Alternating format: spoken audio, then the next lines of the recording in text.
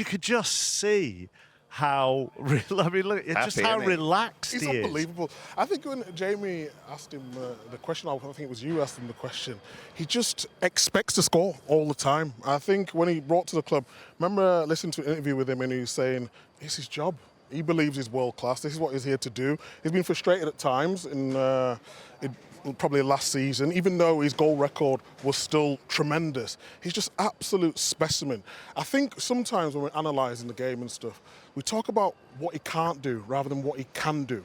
And yes, he can improve in holding up the ball. But if you look at his movement in the box, it's just amazing. It's some of the best movement I've ever seen. People talk about, yes, his goal today was physical strength, running through, but his IQ, knowing when to go, when to hold his run and when to just pull out to the back post and get all these goals, it's just tremendous to see. Yeah, I'll tell you what else you've learnt today, Mark, and every Premier League defender should be thinking this. Don't try to fight him. Don't kick him, cuddle him. Because as soon as you get into this kind of try to intimidate him, try to threaten him, try to get in front of him, you've turned him on. That's exactly what he wanted. And when they were asked the question, he said, first 10 minutes, I felt a bit tired. And then he started doing this to me, and I was like, okay, bring it on. I'll have some of you. And that's exactly what happened. So in the future, there's some... I always used to think, I played with Emil Heskey. Emil was like that.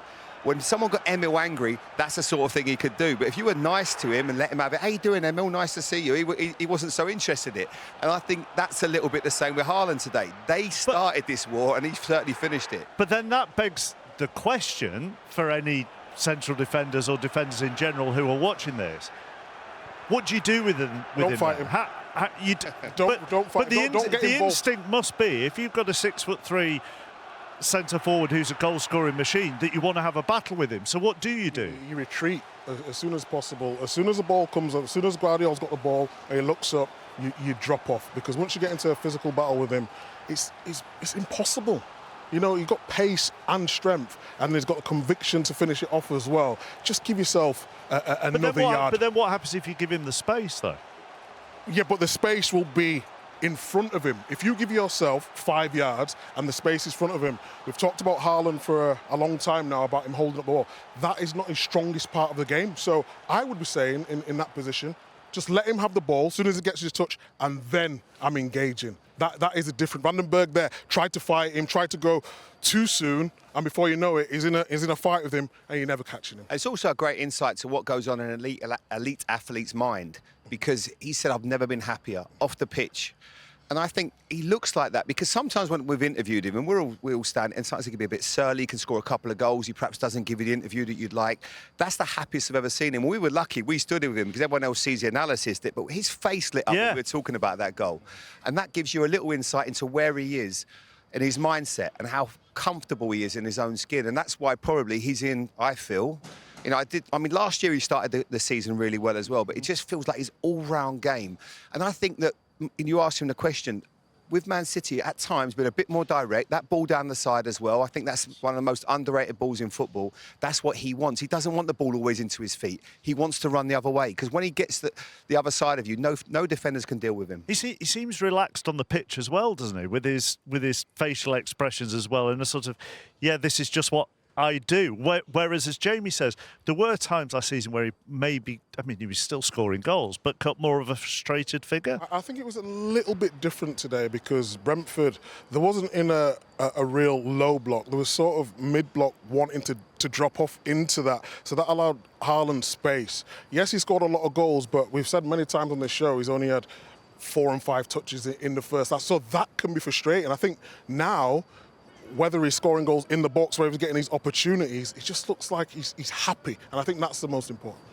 I noticed that when you tried to do a demonstration of how to deal with him, you used Jamie as who you were going to mark. He didn't want none of you. He did. He wasn't doing it with He knows, Mark. He knows. And he won't do it with you either. He knows. I've got your number, I tell you. There's just confirmation of how quickly he has reached 250 Premier League wins in 349 games. So what's that? 55 quicker than Sir Alex Ferguson, Arsene Wenger and David Moyes, the other three on that list. And the speed of that does reflect, Micah, their dominance over many seasons under him.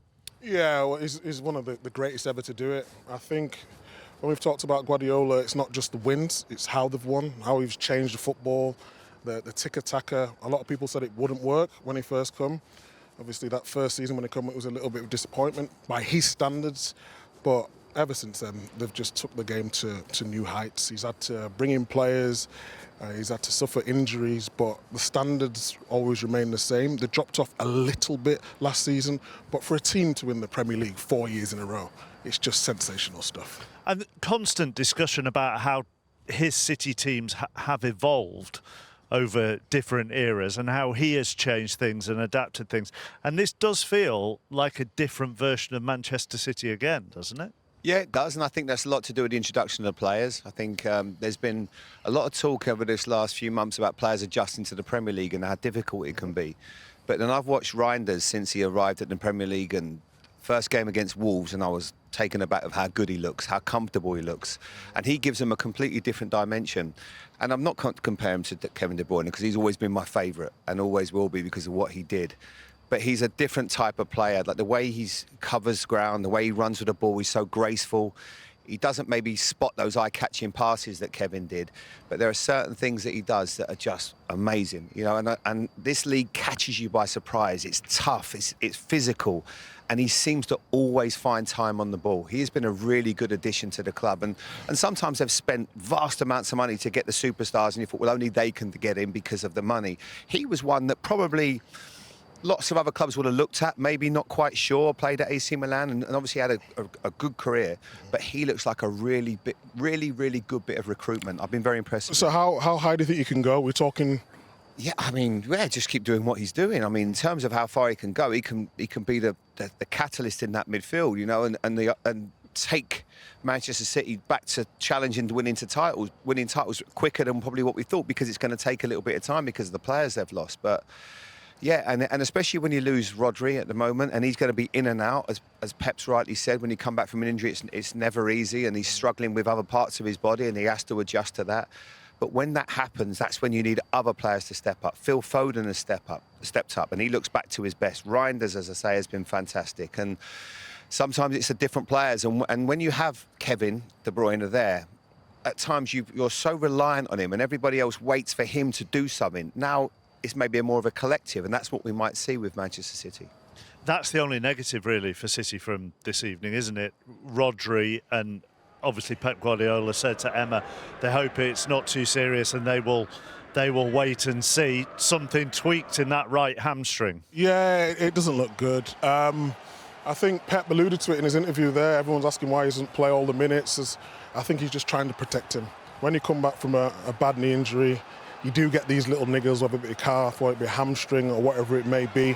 But City need him back and need him back to his best as soon as possible if they want to challenge for this league, because you've mentioned Reinders, Rodri, Ballon d'Or winner, is one of the best midfielders I've ever seen in the Premier League. He's different, isn't he? He's just different. You saw the effect of him last year, and the good thing is they've got an international break now to give him a bit of time, a bit of treatment, and get to the bottom. Because I know what Pep's saying about injuries. You know, when you have a cruciate or a long injury, some players come back and then they're fine. He, for whatever reason, is finding it a bit more difficult. And you see those games coming up. You know, you're going to need him. But what they're showing in the period that he's in and out of the team, they're still effective and they're still playing well. I mean, you will have both had injuries in your careers. He was on the bench with the injury, and he moving all right there to complain about a decision, but that right hamstring is well taped up at that stage. When you're coming back from a really serious injury like he is, then the niggles are to be expected, aren't they, as you try and find some kind of fitness and form and get back into a routine? Yeah, I think that's what Pep, again, was talking about. He's just protecting him a little bit. The injuries I had, I just couldn't recover from them. And this league is so intense. We keep talking about the amount of games that not just Man City have, the modern-day football, and now you do need a little bit of protection, because it's too intense. It's too intense, and the way he plays in that midfield, it's difficult, isn't it, Jay? Yeah, and I think as well, when the game's coming thick and fast, and he has to remember, and if I could give him one bit of advice, because it's almost my specialist subject, injuries, unfortunately. well, that's why I did pass to you. We. But no, I retired at 31, and that was because I kept probably putting myself into positions instead of just resting, instead of like thinking you're out for a couple of months and you try to come back and play in a month. You know, that's not beneficial. You need to just at times wait for your body to heal, and then you can take your time if you like, because rushing it, and I totally get it, because he wants to play. He's a Ballon d'Or winner, and well, that's the other thing, isn't it? There's the noise around him and this demand. Well, hang on, you've got the Ballon d'Or winner. When's he going to be back? When's he going to be back? Absolutely, and he was one of the players that was speaking up at the time when he picked up the injury against Arsenal. He was saying that players are getting, the demands on players are too much. There's too many competitions, the Club World Cup, and then if you look at Arsenal right now, if you look at Chelsea right now and the injuries that they've got. It's no coincidence. PSG have picked up injuries. We have to have a duty of care with players. But I totally get it. When you've been out that long and you feel okay, you just want to play. And you're going to say to Pep, please, I'm ready. And because of the importance of what he brings, you will play him. But sometimes, you have to let the sports scientists and everybody take care of him and manage his minutes carefully, because you don't want maybe something else to happen that could cost him. It's hard though, isn't it, Jamie? Is that fine line between one, making yourself available for the team, and then protecting yourself. I did myself damage with my knee. I shouldn't have been playing, but I was captain at Villa when it happened. I put myself out there. And so you felt the pressure to play? But I didn't feel pressure from the staff or the fans or anything. I felt the pressure myself. You come from Manchester City, you win the league, you go to Fiorentina, it doesn't work out for you. Then you come back to Aston Villa as the quote-unquote star signing. You want to be available on the pitch, and when you're not available, you do stuff. I was getting my knee drained before trading, going out and playing on a Saturday, and I look back now thinking, what was I doing? I was never right. But I understand, going back to Rodri, why you would put yourself forward, because you want to be on the pitch. Would you, to just take him out of, not the firing line for a bit, but to give him the best possible chance for a long-term recovery so the niggles aren't there, would you give Nico Gonzalez a run? Yeah, I think he needs a run. I think he started okay in the first couple of games when he came to the club, and then he sort of petered out a little bit. He's not sort of grabbed that position like we know he can. I think in his defence, he's more of a number 8 than a number 6. So a lot of people are thinking he's going to go in that number 6 role and start dictating. And in Man City's team, he can do that, but he's not going to be at the level of Rodri right now. Players need time. Need time to bed in, show exactly, maybe this is an opportunity for him now, show exactly what he can do. But I think he's more of a number 8 than a number 6. Let's look at the bigger picture and show you the top half of the Premier League table. Manchester City, 3 points off Arsenal. Remember, they had those defeats to Tottenham and Brighton a little bit earlier. And you look at the sort of 3 clubs in the main who are considered to be in a title race.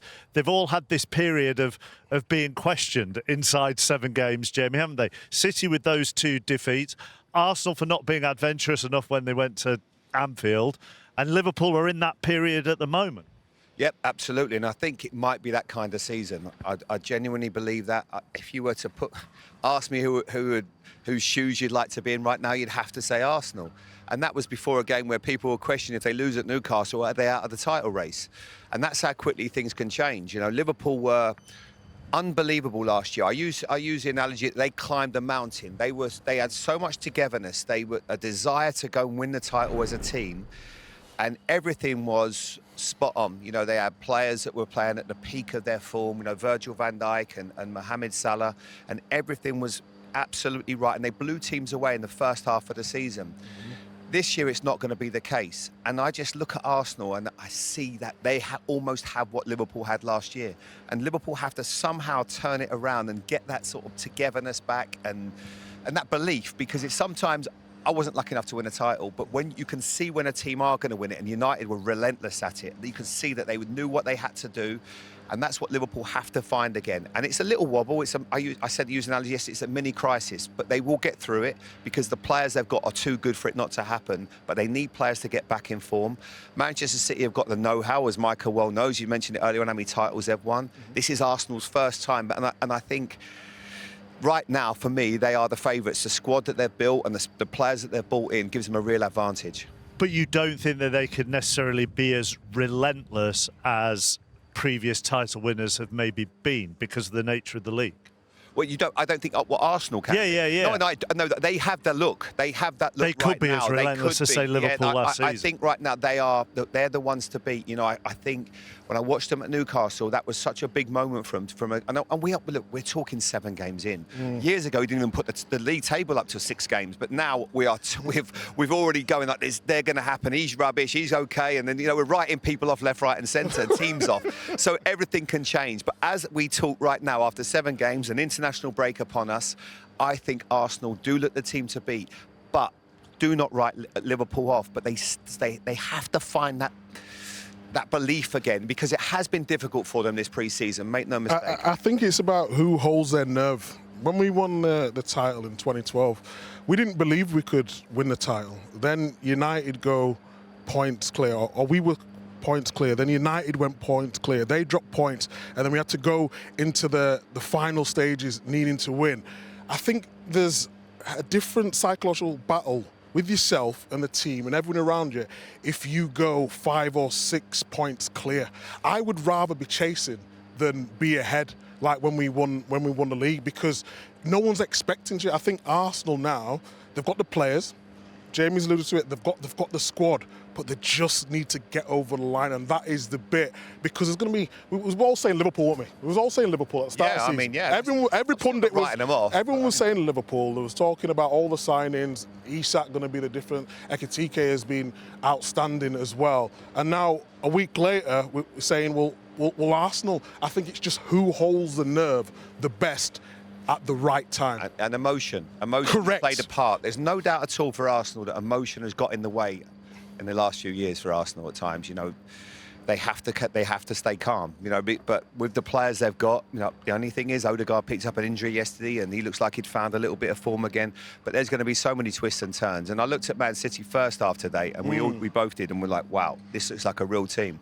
But then you look at the second half, and Brentford could have easily nicked an equaliser. Absolutely. With Thiago had a big moment in the first couple of minutes of the second half when he goes through, and that's why you pay the big money for Donnarumma. That's what he does. He was an amazing save at a really important time, because if it goes to 1-1, you never know, the game could then turn, and then you're massively under pressure. He's right to look at the bigger picture, isn't he? Yeah, absolutely. I think it's been a really good start, especially at home.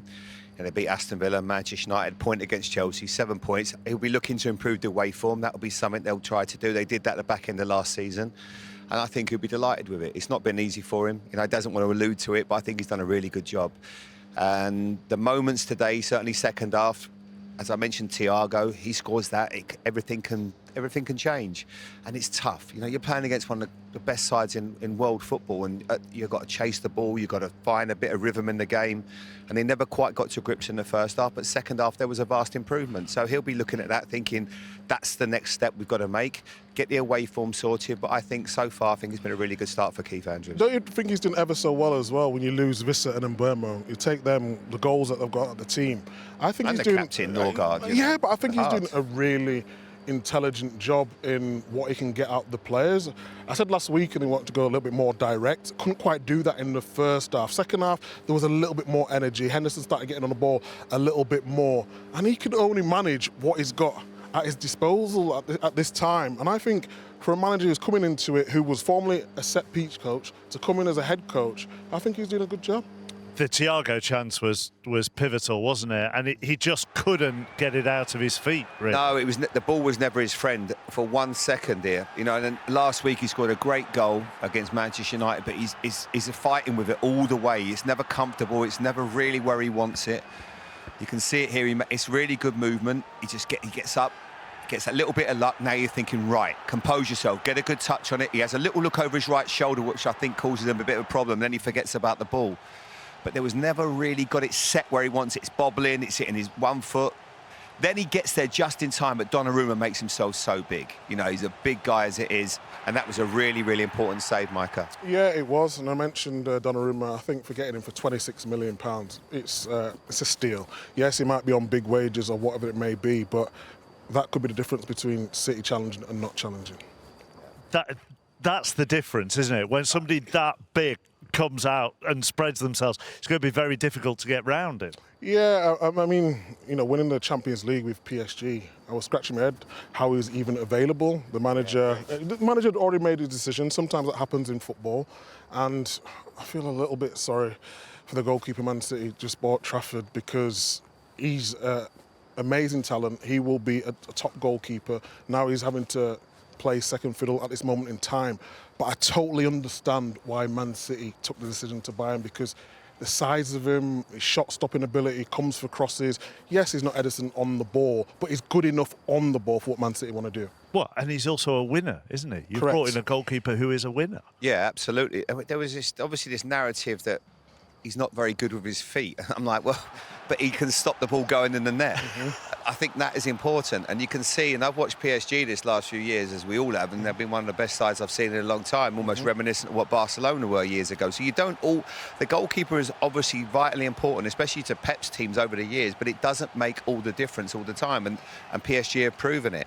And you can look at what he's going to bring this season, and there'll be there'll be dozens of moments like that. There'll be so many when he just gets you those 3 points at the right time, because you need that. You need that quality, and he is one of the best goalkeepers in the world. How did Brentford, I know they didn't win, but how did they get back in that second half, i.e.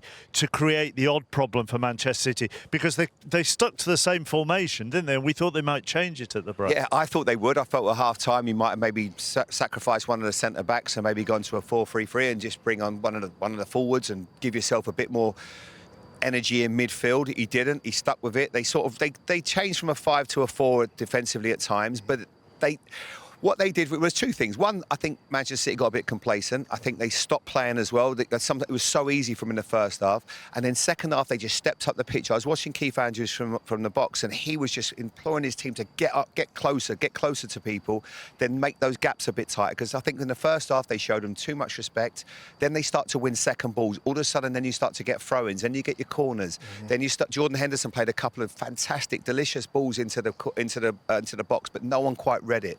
One of those moments goes your way, it's completely different. But I think that's a lot to do with good management as well from Keith. He realised what we had to do. We had to raise the energy, a good team talk. That can be the difference. Just show you the results that Brentford have had so far this season. Their strength, as we've been saying, has come at home, at the G-Tech, beating Villa, the draw with Chelsea, that very good win against Manchester United last weekend.